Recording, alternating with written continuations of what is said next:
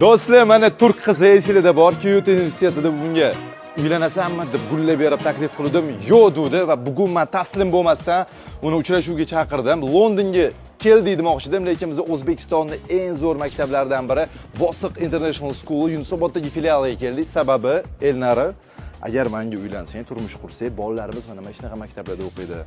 Kam bo'lmaydi. O'ylab ko'rgan. Size hayır demek zorundayım çünkü kariyer planlıyorum, evlilik planlamıyorum ve kariyerimde çok başarılı olmak istiyorum. Do'stlar, yana yo'q deyapti. Izohni qo'llab-quvvatlaringlar va Elnara o'ylab ko'r, tushunmayapti bu. Karyera qilishim kerak deyapti, 18 yoshman. Ishlarim bor deyapti. Izohda yordaminglar kerak. Ketdi bu maktab, aylanib chiqamiz. Do'stlar, bu maktabni Chilonzordagi filialini o'tgan yil videosini olganimda joy qolmagandi. Yorvoruvdinglar. Bu safar mana Yunusobodda yangi filiali ochildi. Videoni oxirigacha ko'rib shoshilib qolinglar, sababi bu yerda ham joy qolmaydi. Ketdi, tez aylanib chiqamiz. Do'stlar, bitta atmosferaga baho beringlar. Xuddi Amerikada o'qigandek